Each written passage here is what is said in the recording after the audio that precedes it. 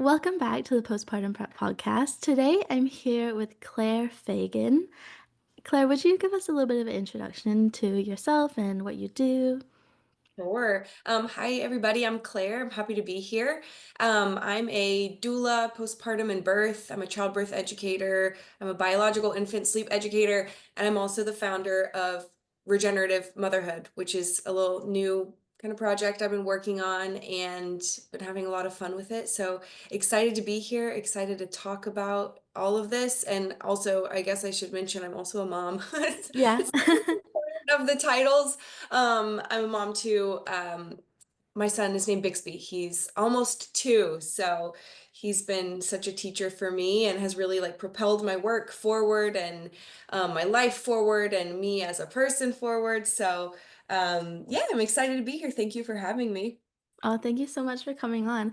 I really resonate like what you said with your son being such a teacher. I was wondering if would you tell us a bit more about that and kind of how it's led you into what you do today? Sure. I mean, like where to begin? I feel like, it's like it's so crazy when you think about how there's such a strong narrative about your life kind of like ending when motherhood begins because it's like we're missing the point completely. Like we're missing the fact that actually it's like the key to your level up in so many ways. You know what I mean? And so Yeah. that's how it's for me. Like it's just felt I just like myself more than ever before. I feel like a stronger person than ever before. I feel like I'm more clear on like my own thoughts and feelings and can communicate them um and yeah, and I think just I was a doula and I was a childbirth educator before I became a mom. So I think I Okay. thought that I knew everything. Yeah. Like, like I've seen birth, I know about birth, I've seen newborns, you know what I mean? And turns out I literally didn't know anything. And I just still feel like every day I'm humbled. I'm like, actually, do I know anything now? No, still no. No. You know what I mean? No. And It's then like the more you learn, the more you realize you don't know what you don't know. 100%. And then the more that I get like solidified in my own experience, and I'm like, okay, that's how it is. Then I talk to someone else and I'm like, oh wait, that's not how it is for everybody. Yeah. Like Yeah. there's a lot of nuance here. And I think that that's the beauty of it, right? Like all of these unknowns, all of these like learning curves that are constantly being thrown at you are that key to like just just expansion. So anyway, yeah, I had a lot of expectations when I became a mother, and then my son basically threw them all in the trash. And like it's been beautiful. And so that's how I kind of transitioned into working with parents when it comes to infant sleep, because sleep was always our thing that I was like, Mm, wow, this looks nothing like I thought it would look. Like yeah. the things that I was told are not the things that I'm being told to do. I can't, I won't. Yeah. So, and so my mind needs to, which is something I'm working on, my mind needs to like ration, you know? So in an Yeah. attempt to like rationalize like what he was asking for, I was like, I know he wants to be held while he's sleeping, and I can do that, but like also I need to know why. So that kind of like Mm, launched me into learning a lot about infant sleep, and now that's hmm kind of one of the main things I do. But hmm yeah, just like he's just totally like expanded my work and then like channeled it into like more specific areas, which has been fun. And can't even imagine what a second baby would teach me. You know what I mean? Like it's like if I learned so much with one, like then another one would come in and teach me something totally different. And Yeah. so anyway, it's been really fun. Like I have so enjoyed motherhood and I've so enjoyed myself as a mother, which has been like a beautiful thing to experience. So yeah. Yeah. It's kind of seeing like who you're becoming through the process of having your own baby. I feel like I really related to what you said about that when you have a baby, it's almost like you feel like your life is ending. I remember when I had my baby, it was like I was living in my 20s and then it was suddenly I had my baby and all I could see was like, oh, I'm gonna raise a baby and then I'm gonna become old and then I'm gonna die. Like it was like I didn't see all the journey actually in that, Right. that Right. you go through. Like even a year into mothering, it's like, oh, now I'm living it and now I'm actually seeing there's so much here that I get to experience and Yeah, I love what you said said about that. I think, this podcast is really for pregnant moms is mainly and I think that's a journey that, when you're pregnant, you have no idea what is to come, but if it's your first baby. And yeah, I just love that you brought that up. But I also wanted to ask, speaking about pregnant moms who they may have like no idea really, you mentioned about infant sleep. They may have no idea really what to expect. And I love that you brought up expectations because I think so much of the challenge when it comes to baby sleep is actually like our expectations versus reality. I was wondering, would you tell us a little bit about what expectations you had that didn't match up with the reality? Yeah, definitely. I think maybe I think well, first of all, I just didn't understand. Like I had done a lot of nannying, but like never seen a baby from womb to like 3 or whatever. You know what I Yeah. mean? Like I've never seen like that unfolding in that amount of time. Like it was like I pop in a Yeah. 2-year-old's days and help them eat lunch. You know what I mean? Yeah. So Hmm. I thought I knew a lot, but then I didn't realize like how strong um the drive to be near your caregiver, Hmm. your baby, like Hmm. I think I've done a lot of thinking ever since having my son about how back in the beginning of humans, like before we even literally knew how to make any kind of shelter or like start a fire, like the Hmm. most primitive of days, like a mother was a baby's shelter and warmth and nutrition and so Hmm. I didn't realize how strongly that is still in us. And so Hmm. that was probably like the biggest thing. Like I'm like, why, I'm being told to set him down in his crib. Like, why is that not working? Or, sleep is disrupted past like the early newborn days. Is there something wrong with him? So I think those two were probably the biggest. Like his need to Hmm. be on me, co-regulating with me in close proximity to me was the first one that surprised me because we just live in a culture that pathologizes that and that doesn't prepare mothers for that, I don't think, but it's so normal. And then the second one was, yeah, I think that we're like, well, the newborn days are going to be so tough with sleep, but then it'll get better. And it's like, it changes. It's a journey and it changes and it evolves. And of course, it like now that I have a 2-year-old, it's so much different than it was when he was a newborn. I'm getting way more sleep. But at the same time, like he's still waking up, maybe even similar amounts. It's just that the Hmm. wake ups look different and we've Hmm. streamlined, we've learned each other. And so, yeah, I think that disrupted sleep past the newborn period is something that I just wish that all mothers knew about, that was Hmm. normal. And that Hmm. doesn't mean that there's anything wrong with your baby, but in fact, it's the way that your baby's designed to be and to sleep, and it has to do with their brain, still developing outside of the womb. It has to do with their need for proximity. It has to do with them having a tiny tummy. So there's lots of really biologically normal reasons that this happens, um and your baby's not broken and you were not broken if you give them what you know they're asking for. Hmm. So What would, the for a biggest pregnant mom who might not know what it is that they're asking for, what might that look like? What might we be talking about right now? um I think I think that we see caregiving different day and night. Like we Mm. think that what the baby needs in the daytime, they shouldn't get for whatever reason in the nighttime because it's nighttime. And so Mm. I would say is anything that they ask for in the day or in the night should be met. So whether that's food or comfort or warmth or a diaper change or being held or like anything, I think just realizing that nighttime caregiving is just as important as daytime caregiving, if not more. I actually read this quote one time. I believe it was by a lactation consultant named Pinky McKay. I think she's the one who said it, and she was like, we tend to act, whatever, I'm gonna butcher it, but what she said was, we tend to act like daytime caregiving is more important than nighttime caregiving. We don't do the nighttime caregiving, like culturally. Um, but what if the nighttime caregiving was actually more important because so many of your baby's main sense, which is their sight, is at rest.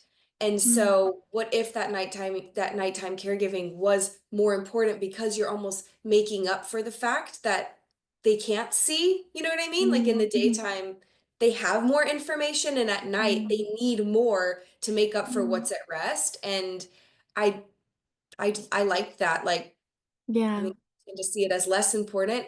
I think they're equally, but what if it's more important? You know, Yeah. just Yeah.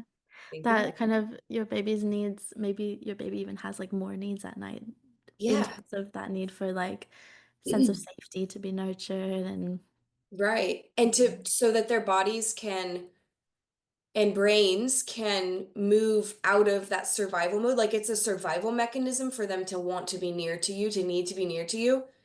But when we give them that without them having to do anything to ask for it, really, or Mm. like really Mm. beyond like just normal asking, then we allow them to switch out of survival mode and into thrival mode so that they're able to rest and get what they need to actually develop to the most optimal degree. Mhm. And yeah, so we're providing Yeah. so much, like so much more than just the milk or just the diaper change, Yeah. providing them the ability to feel safe in the world and Mhm. Yeah. health. Yeah. And that's Yeah. so important for their development and everything. You Yeah. mentioned kind of when we're giving them what they need without them even really having to ask for it. Is that kind of that's kind of what you said, right? Yeah, or like maybe I didn't say that quite right. Like, but without having to like scream for it, I guess. Mm, mhm. Like, Yeah. we're always communicating, we're always listening and being led by them, but um I think we just have so many conversations in our culture around like, well, just let them cry for a while, they're fine. And it's like the crying is communication. So we don't have to Mm, get to this level before we answer it. Like it's okay if it's at this mhm. level and we Mm. answer it here, you know? This Yeah. isn't teaching them anything between here and here. Yeah. Or Yeah. it's not teaching them anything of value. It's maybe teaching them that they got to work for it, you know? How can Yeah. we give them the message that they'll get what they need without having to work for it? Mhm. For, Mm. like, a pregnant mom who is especially if she's never had a baby and she's kind of thinking through this, like, what might be some practical examples of what that would look like in practice? Yeah, I think what that might look like in practice is just really just staying so close and Mhm. just watching your baby, like watching their cues, just staying so close that you are so in tune with them that that you know what they're asking for. So whether, and like I said, like whether that's a feeding, and whether that's a feeding because you think they're hungry or because they just need to be near you and hear your heartbeat and smell your smell, Mhm. or whether that's a diaper change, or whether, you know, like it's just the small act. It's nothing big. It's nothing that you don't already do or don't already know how to do. It's just a matter of doing it as they ask, and in a manner that sends them the message that like you're safe, you're loved, you're held. So practically, I would just say stay close. Like I Mhm. don't think that there's anything more important than that, and I don't think it has to be more complicated than that. Mm. Like we do Mhm. complicate it with all Mhm. these gadgets and all these rules about you can stay close for this many minutes and then walk away, Mm. or Mhm. let somebody else help you feed them or whatever. It's really just how can you keep them close, and then how can you create an environment where you're supported to keep them close. Mm. Mhm. And I think this kind of brings us into maybe talking a little bit about your regenerative paradigm for mothering. Is that kind of where, Yeah, talk about talking about that, like, it can be it. mutually beneficial. Would you tell us a little bit about just like an overview and then we can get into the details? Yeah, this is like my first time talking about it with like not a friend. I feel Okay. like, or, no, Yeah. not that we're not friends, but I just mean like not like just trying to tell a mom friend about it, like Yeah. during a hang. Yeah. Excited to have the opportunity to talk about it, and I appreciate you giving me that. Um, but yeah, the regenerative paradigm is kind of this like project I've been working on. I think it's been in the works since basically I became a mom, and then I think I spent like the last like 6 or so months kind of like organizing my thoughts Yeah. into something that feels a little bit more concrete. But I basically just launched this. What it is is the regenerative paradigm is this framework for mothering, because I believe in my core that a mother has all of the answers that she could possibly need. But we live in a culture who will tell that tells her that she doesn't, that she Mm, needs to outsource, that she needs to um, tune out what her gut is telling her, tune out what her baby is telling her, and like override these cues and these messages with these like one size fits all mm, scripts, mm, or rule books, or and I just think that we really disempower mothers when mm, we send them this message. So the regenerative framework operates on the core belief that a mother already has all the answers she needs. I mean, your brain changes, your body changes to be what your baby needs. Um, we've just done a lot of work to convince a mother that that's wrong. mm, So the framework provides essentially a bit of support to help a mother quiet the noise that is so loud.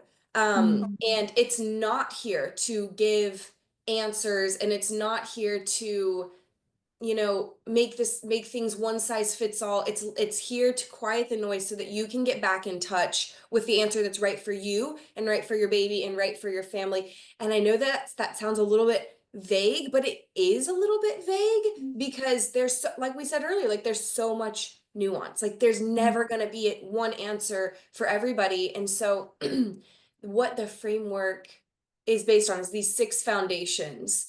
And when you find yourself at what I like to call a threshold moment where you're just sort of in the in between what's been and what's becoming, whether that's you have not been a mother and you're becoming a mother, or your baby has not been 2 months old and they're becoming 2 months old, or something, like it's just any moment that you're like, what might the next step be for us? What might the next answer be for us?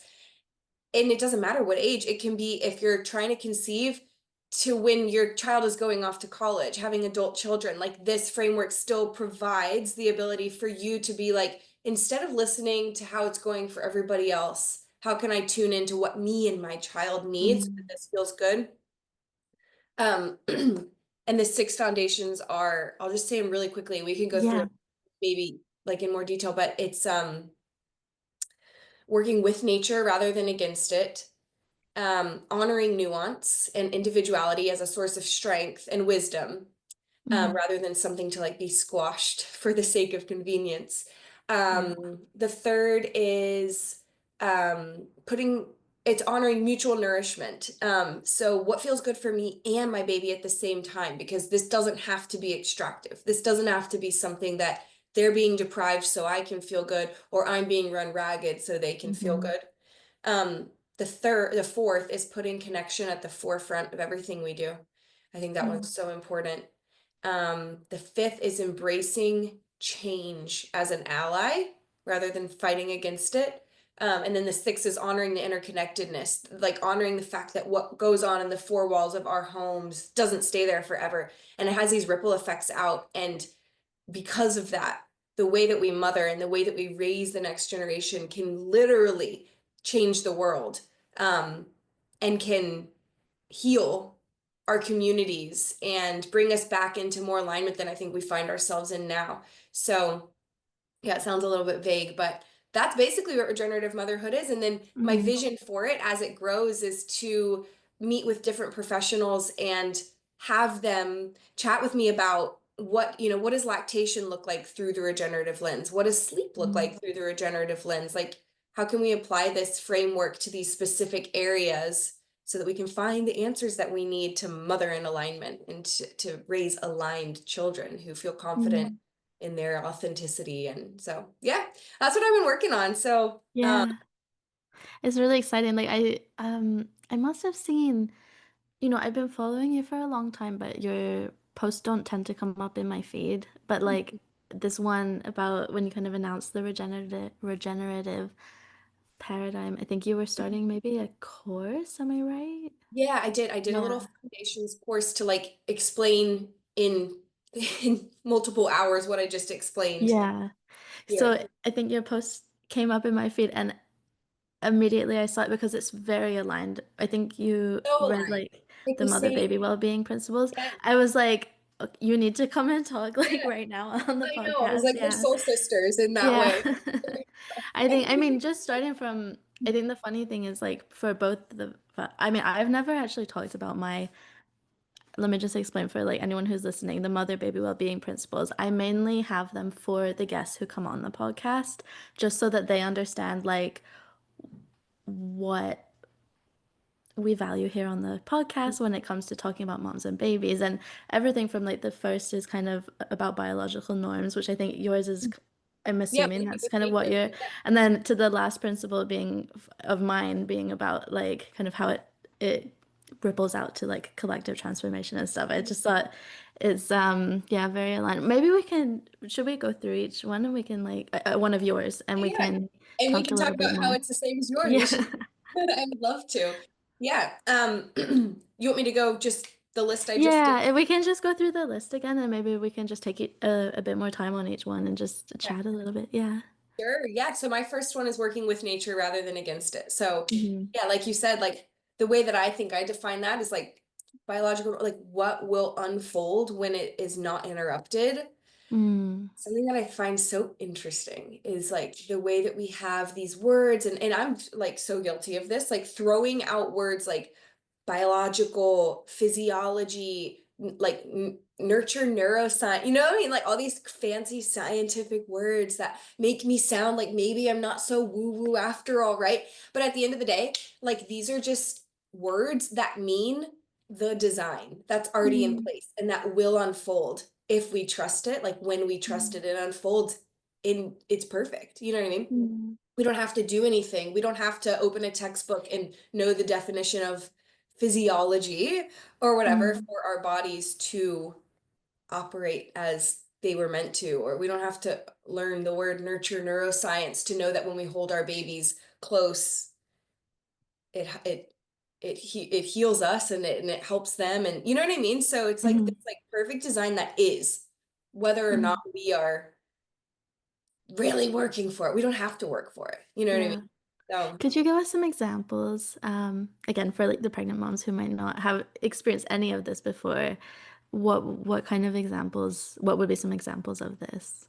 yeah, sure. So um like let's say with like a biological sleep norm or something, Mm. like Hmm. Yeah. a fancy way of saying how a baby, how an infant sleeps Mm. when there is no interference, when there's no sleep training, when there's no Mm. um, fighting against the nature to put them down in their crib, even whenever they're calling out for, you know what I mean? So Mm. biological sleep Mm. norm would be that sleep doesn't look linear, that babies wake up multiple times throughout the night past the newborn period because this is a protective thing that happens in their brains, so that they have the best chance at survival. So they're waking up often to know mom's here or a caregiver is here for me. I have access to the nutrition I need, like it's normal for them to wake up. Like that would be a biological norm. Um, Mm.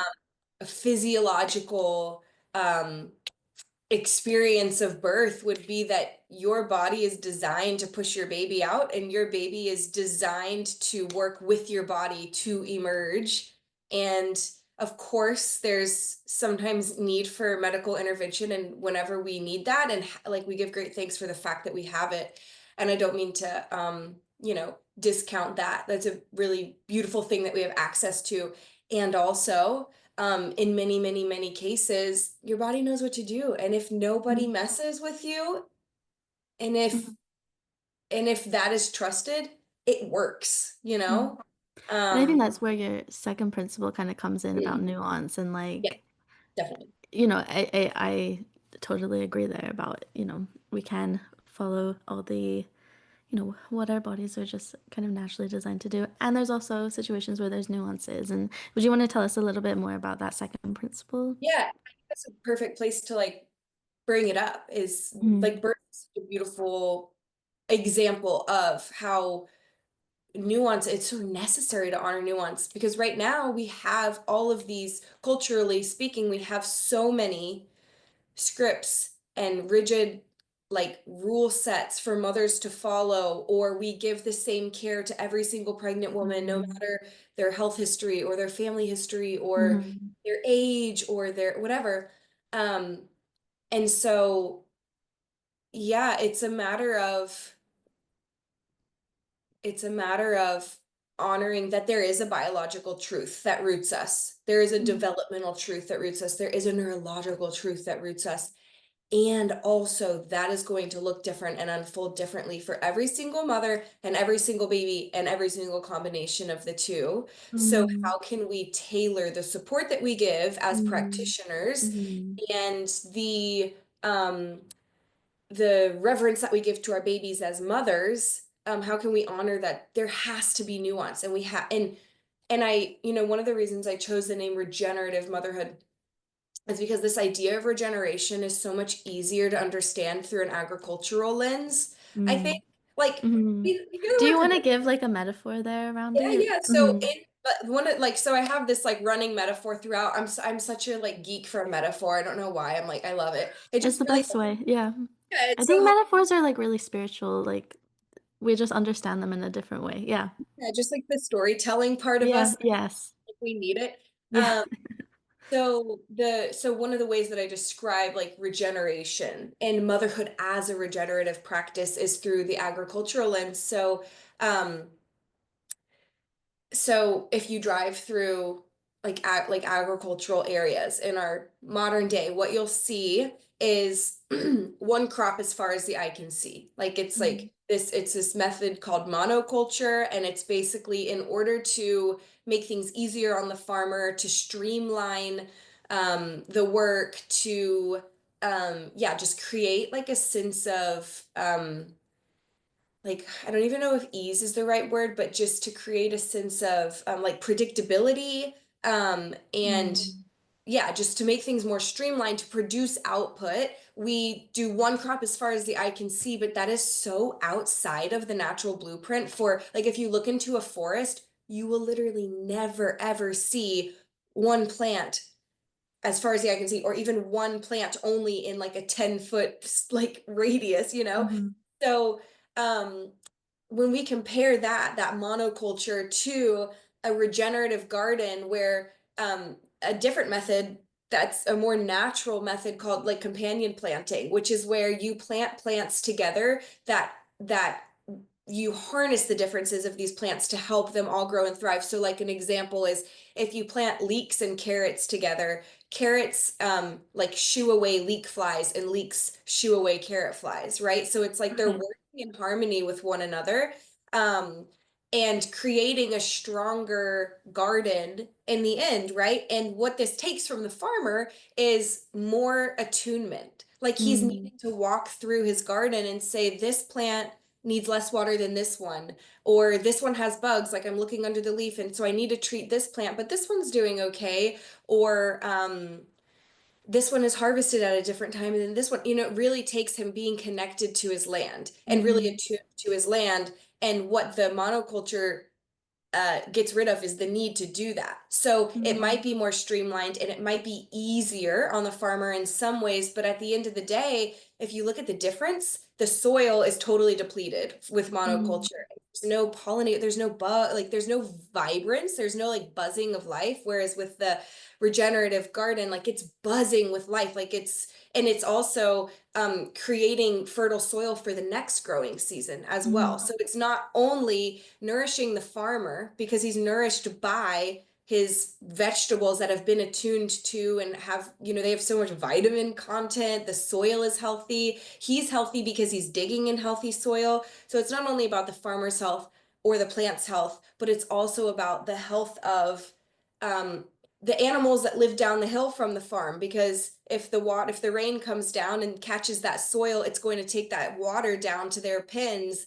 And is that water going to be carrying poison or Mm. nutrition? You know what I mean? So it's like that's kind of the ripple effect out. Mm. So anyway, the second foundation being nuance, and honoring nuance as a source of strength is like the difference between a garden that's buzzing with life versus sort of this like more wiped out, depleted land that life doesn't have a chance to thrive in. And when we Mm. give mothers attuned care, we create this vibrant society versus when we treat them all the same. Mm. It's it's not benefiting anybody. It's not Yeah. benefiting moms, babies, or the future of our Mm, communities. So yeah. yeah, And I think it makes me think about how, you know, part of it, I actually think I watched a video of yours this morning, the one where you were talking about how these can also be applied to like not just how mothers treat their babies, but how doulas then treat mothers. right, totally. And that I really kind of got that from your metaphor, especially where you were talking about like the farmer, like checking each individual plant and like that's so much about the mom helping the baby, you know, Right. treating them as individuals. But also, I was just thinking from a professional point of view, it's about how as professionals we have to treat our mothers with and babies, but especially the mothers with that same individual approach. Yeah. But how, you know, if we even go to a bigger picture, there's like so many challenges that even allow, whether it's, you know, pediatricians, midwives, OBGYNs, or doulas, there's even like this bigger picture where the like societal system that we're in doesn't allow for that individual. And I always just like to emphasize for the moms, like how much of our parenting just happens in that wider context. And I think there's always like, especially, I don't know if you see this, but like, especially with first time moms, I know when I was a first time mom, this sense of like perfectionism, like if I can just do everything perfectly, like everything will work out fine. And then reality is like, why am I not able to do everything perfectly? Like that the book says I should do has actually like it's probably nothing to do with you. It's like the wider system that you're in and that level of support. Do you have that, you know, access to the support that you need to be able to support your baby and yeah. 100%. I totally agree. There's this, are you familiar with Dr. Sophie Brock's work? Yes. Mhm. Like, I'm obsessed with her. For anybody doesn't know, she's a sociologist, I believe, but like her main what she studies is motherhood. Like she's like one of the first people, crazily enough, it took this long, that is motherhood specific sociologist. And she says what you just said. I really like the way she said it. She's like, it's like we're all fish in a fish tank, and the water is the society that we live in, and we don't even clock the water. Mm, We're not even mm, aware of the water because it's mm, so much a part of just our daily just goings about. And she was like, but the water is so influential. And so mm, there are, yeah, like as a fish, mhm, as moms, like we sometimes have these feelings like, why can't I do it the way that I want to do it, or the way I'm being told to do it, or why isn't my plan working out? And it's like, it's probably not you. It's probably mm, has something more to do with like the water that you're swimming in that you mm, don't even realize is affecting. mhm. And I think to Yeah. the point, like our lack of the village these days Mm, is one of the biggest things that we're like, I'm being told I should be able to do it all. mm, And I mm, can't, and I'm mm, actually burning out really hardcore. mhm, And why is that? It must be a failing of mine, or something wrong with my baby, or mhm. let me blame my partner, or whatever. And it's like, Yeah. oh, I lost the plot there. Yeah. And I So think sometimes that like becoming a mom is one of those teaching how points. Like it's kind of a wake up call if you've never really thought about it before about how society impacts the ability for us to care for each other or like the way that society is set up. It can be a totally. real wake up call when you're going through motherhood and realizing like this individual kind of like the expectation that we should be able to do it all as individuals in our little nuclear families and yeah, definitely can be a bit of a Yeah. wake up call there. Oh yeah. Oh yeah. It becomes really, really real, I think, in mother. Yeah. Yeah. And um so can you remind me what the third principle was? Yes. The third is honoring mutual nourishment. Uh, Oh, okay.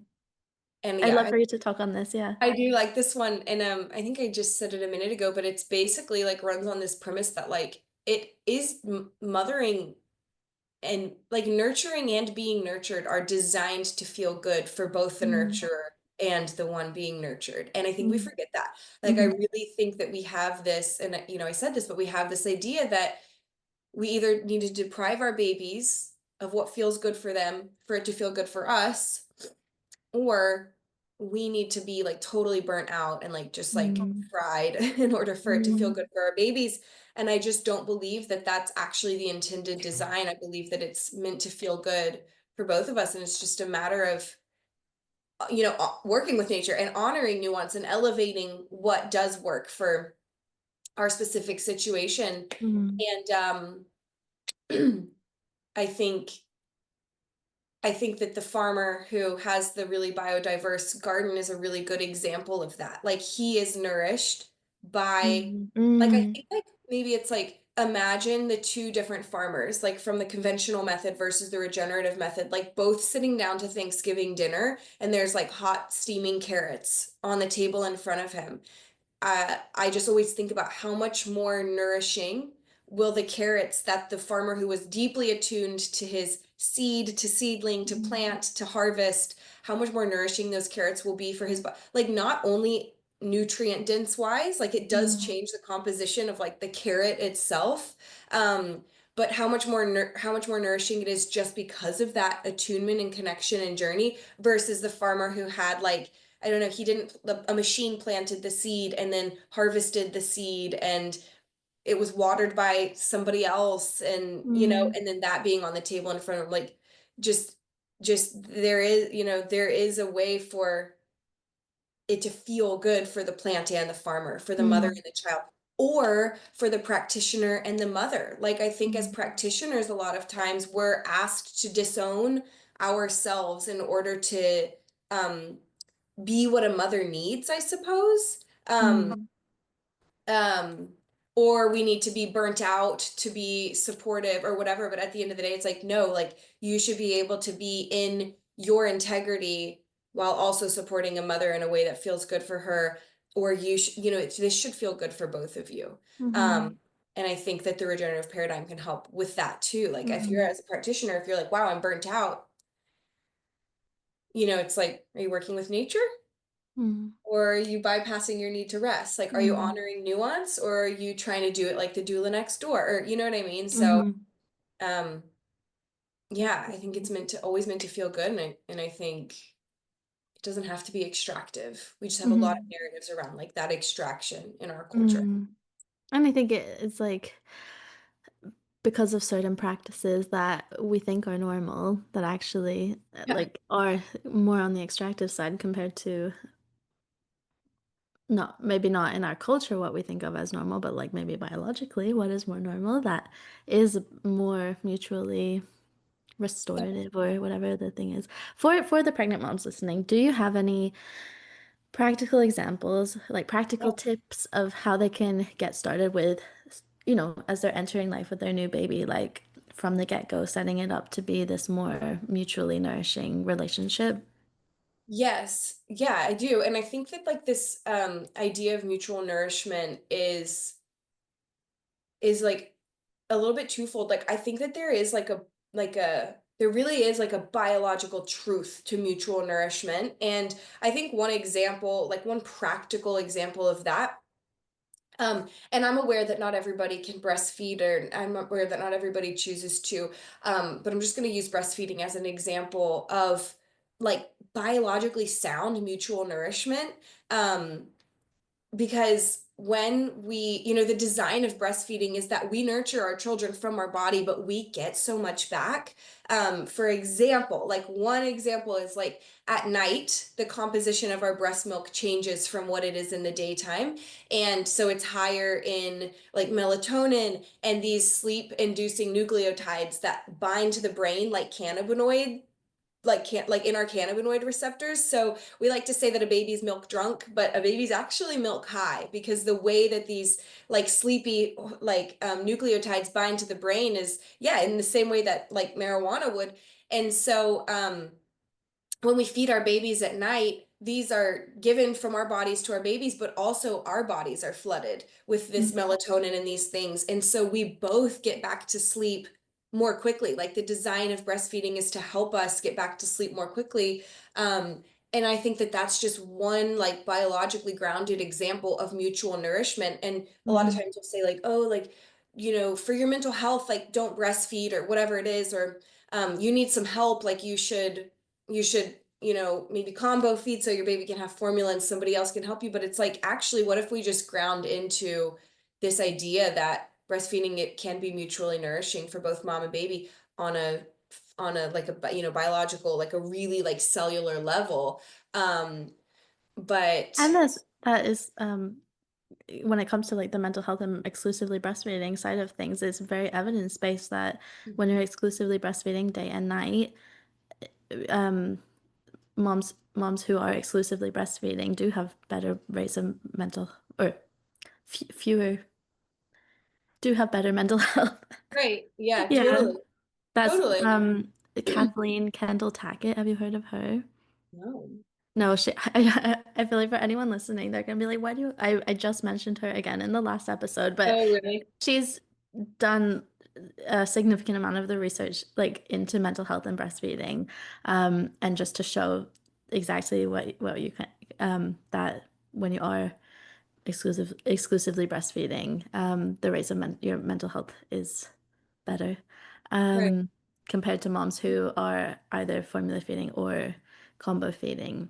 right, The exception being when if a if a mom is struggling, like if something is not going well with breastfeeding, so maybe if she's experiencing pain or if she is experiencing low milk supply or something like that, then her mental health is worse. But this is just where from my perspective, it's like, well, if we got her support as soon as possible and we built up the systems around ensuring that she had support right from the get-go, and access to it and that it was affordable or free or whatever, like just right, to make sure that every mom has that support, um, that would be so much less of a big deal because we wouldn't have so many moms experiencing those challenges. right. Mm, 100%. mm, And I totally agree. And I think it's kind of like in birth. Have you ever heard, I can't remember who I heard this from first, but like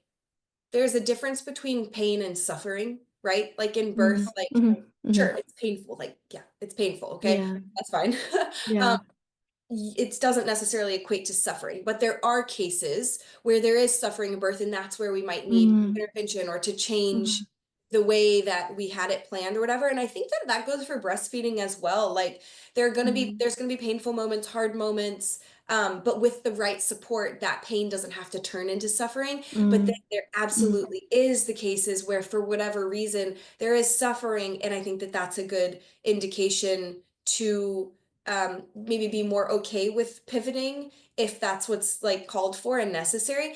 And so mm, I love, like, if we're not able to work with nature in that way, then how can we mm, honor the nuance, right? mm, And what like nuanced formula feeding might look like. Like it's not just that mm, only breastfeeding can feel good and then mm, formula feeding can never, and it's never, it's like, actually, how can we still hold our babies so close and have some skin on skin and make eye mm, contact and mhm, like feed in this really connected way, even if it's not our breast milk. Like our bodies still will absolutely be flooded with oxytocin, with mhm. dopamine, just Yeah. because we're connecting with our babies and Mm, feeling their skin and vice versa. So, mm, yeah, I think that's why it's really important to like honor nature and then honor nuance. And then once we're honoring nuance and we're like, okay, we have this new path forward based on our situation, then we go back to nature. Now, how can we yeah. work with nature again with this new path? And you know what I mean? So, Yeah. I love everything that you said. And um it makes me think, have you ever heard of, do you know what a SNS is? Supplemental nursing yeah, system? I do. Yeah, I I've feel never like that's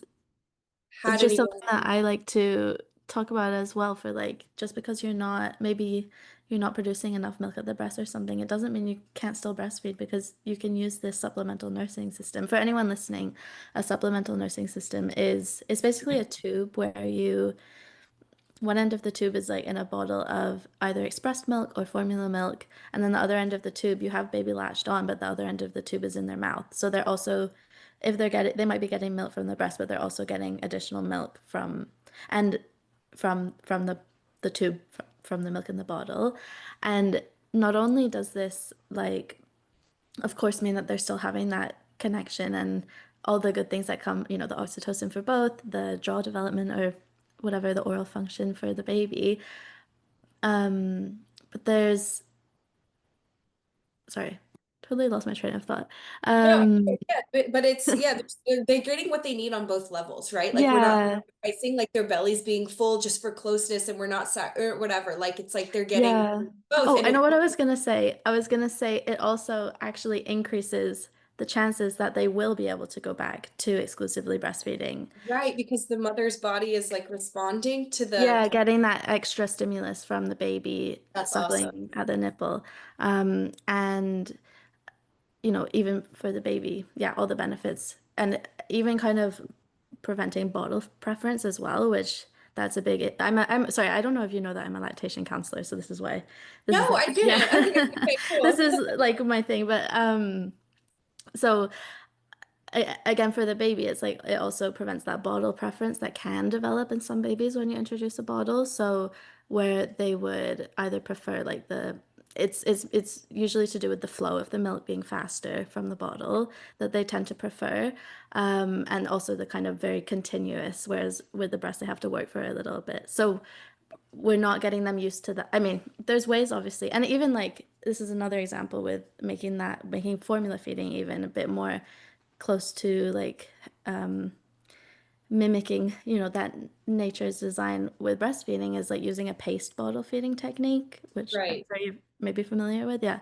So where we're just like, first of all, really tuning into our baby, really watching them as they're feeding to make sure that we're picking up on any clues that maybe they do need a break from the feed, and really being responsive to them. But also just the way we hold the bottle to kind of make the flow of the milk a little bit slower, allowing them to even suck on like an empty teat for a little bit, just kind of mm, again mimicking that. So it's not just rather tipping this bottle in their mouth, they're gulping it down. It can right, cause more gas and stuff. And when right, we do mimic a bit more with the bottle feeding, we mimic a bit more of the like quote unquote natural design, but like it does actually still have those benefit is beneficial. Yeah. right. I love that. Yeah, just like a conscious approach that Hmm. just Hmm. allows you to stay tuned into them, but then them to stay tuned into themselves as well Hmm. is so Hmm. important. Yeah. Love that. Yeah, and I think that like the next one is putting connection at the forefront of Mm. everything Hmm. that we do. And I think that this is like we don't even need like this is such a good Yeah. example of that, right? Like where Hmm. it's like it doesn't have to look a certain way for you to stay Hmm. connected to your child, Exactly. you Yeah. know? Yeah. That's where we're very aligned in our principles, I think, as well, with like, um, just because there might have been some kind of separation or disconnection, we can still support it like we can still make it the absolute priority to support it in any other way that we possibly can. Right. And that's always like you know, part like inherent in connection is the fact that it is mutually beneficial. Yeah, Beneficial. Hmm. totally. And like connection too is such, I think, such a beautiful one because it's basically being open to asking like what are you telling me about you and what are you telling me about me at the same Hmm. time, you know what I mean? And Hmm. like so I Yeah. think that like through this connection we're able to really accept our babies for what they are, who they are, rather Hmm. than who we thought they'd be or what we want them to Hmm. be, right? And Hmm. then in that communication, we're being mirrored back, like, and what is this telling me about me? And Hmm. what is this showing me about like where I'm moving and what my Hmm. next step is and who I am? And so Hmm. just that openness and presence, I think I think it's the answer to so many moments of doubt or um, so many moments where you're coming to terms with the fact that maybe this isn't going to look like I thought it would or wanted it to, but I can still grow and Hmm. learn to accept myself and through learning to accept you. Hmm. Yeah. Hmm. That's Um, where our babies really are.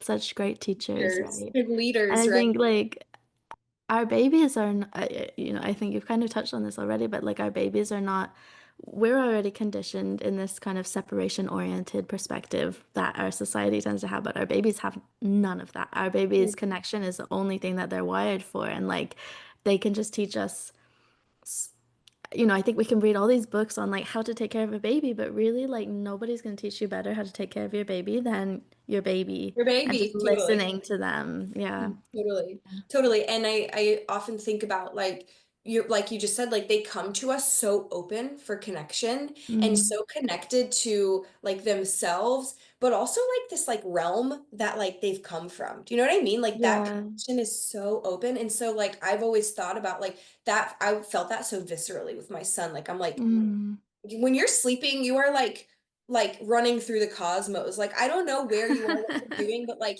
you're really connected to something that I think that my connection has been like muddied.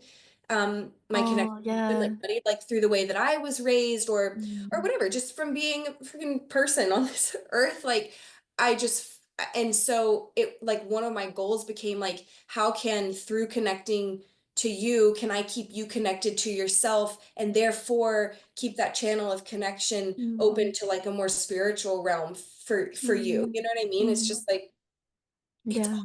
it, you know? Um Yeah. so yeah, anyway, it was like a I bit of an love it. but No, yeah. I love that. I think that that really just like drives home for me I mean, even kind of we can talk about like I think your last principle. Have we've gone through four so There's a one in the middle which is embracing change as an ally, which I think Mm. we've sort of Yeah. spoken on this a bit, but I think it just has to do with like honoring that like life is cyclical and there's always going to be death and there's always going to be rebirth. And it's like, how can we, embrace the change and Mm. know that it's like where our level up, like our embracing the change, like melting Mm. into it is like where we find that level up. And then also honoring what is so hard for us to honor, which is just the duality of like, again, Mm. if you look into a garden, nothing is ever blooming right at the same time. Like there's going to be death in a Mm. certain part of the garden and then new life in another part, and it's like like with becoming a mother, like the maiden part of you does die away and then the mother part of you is born, and like how can we honor the grief and the joy at the same time, rather than Mm. fighting it. And Mm. I think that Mm. our culture really encourages fighting against it. And we could talk Mm. about like bounce back culture and how pervasive it is in so many different areas that aren't just like about fitting into your genes. Like it's really pervasive. And so Mm. but yeah, just being like the old me, she's always going to be in me, but I'm saying Yeah. goodbye to certain elements and then, Yeah. transmuting her into Mm. this new me. And so I there's love grief. that, like, that permission. I think sometimes it does you as a new mom, just have permission that, like, it is okay to grieve the parts that you are sad about, like, changing. Yeah. Right, totally. And also to, like, know that there's also beautiful things blooming in other places, yeah. Right. Totally. And if we don't properly grieve, then I don't think that we can transmute to the best of our ability, like if Mm. we ignore that Mm. part, I think that's a necessary part. Um, and yeah, and then the last one is just the interconnectedness. So Mm. the idea that the rainwater will move through the soil and either bring, sickness to the community or bring Mm. nutrition or whatever, like nourishment to the Mhm. community. Or if the farmer harvests his vegetables and one is like riddled with pesticides or whatever, and Mm. the community members are eating that versus the one that was like tended to with like love and care and seaweed fertilizer or whatever. It's like that's a Mm. totally different like frequency. Um, Mm. and I think yeah, like this is sorry. no, no, no. It's just to apply it to motherhood. It's just that, what happens in the four walls of your home doesn't stay there. And like Mm. act Mhm. like it's a revolutionary act. Mm. The Mhm. way that you mother is a revolutionary act because it's Mhm. gonna go off into Yeah. your children will leave, Yeah. and what are they gonna leave with? So Yeah. that's the last one. Um, and then there's a conversation too of like the interconnectedness of just the village and how we need community and yeah, just the fact that what you're doing with and for and to and alongside your baby is not just about you two. It is, but it's Yeah. also Yeah. It's about the everything that, like, ripples out from it. And I think right. this is where I was gonna tie it to what you mentioned about helping, through your mothering your son in this very intentional way and helping him to maintain his connection to, like, that greater, almost spiritual kind of realm. That's what you're then encouraging him to, like, bring into this world. Right. And that's what ripples out, which is just so beautiful. Um, we are gonna have to wrap up this episode, but we've got our Q&A episode coming next. So for those of you who are listening to this episode now, I should be either, if you're listening to this right when it's released, the Q&A episode will be released later this week. But if you're listening to this in the future, the Q&A episode has probably already been released. So keep an eye out for that because Claire is going to be talking to us about how to set up a postpartum environment for you and your newborn. Um, Claire, thank you so much today for talking about this with us. I think your regenerative paradigm is just so interesting and so like such a nourishing way perspective to have on motherhood, and especially I'm so excited for the pregnant moms who are gonna hear this and have this just beautiful perspective on what is to come. Before we end this episode, could you tell us a little bit about where anyone can find you if they'd like to learn more about you or your work? Yes. My website, regenerativemotherhood.com. You can find a lot of information there and like the opportunity to work with me one-on-one, whether it's for birth or postpartum or sleep or whatever.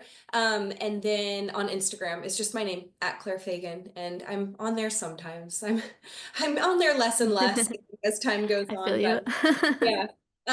But yes, yeah, you can find me both those places, and I just want to say thank you so much for having me. And it feels so good to be able to talk about this with somebody who is, so aligned. And I love chatting about these things with somebody who Mhm. just gets it. So it was Yeah, just really fun. that's So nice. thank you very much. Is there anything else that you wanted to touch on before we ended the episode today?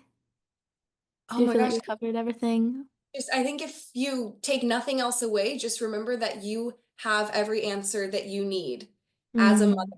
Your mm, brain changes, your body changes to be wired to be in such deep connection with your baby mm, that you have the answer. You may not have the reasoning, you may not understand like why their brain is doing what it's doing or whatever, but you'll have your end answer if you mm, just mm, tune into your baby. And I think don't ever let anybody make you feel that that is wrong. Like if mm, your answer is your answer, then that can't be wrong. mm.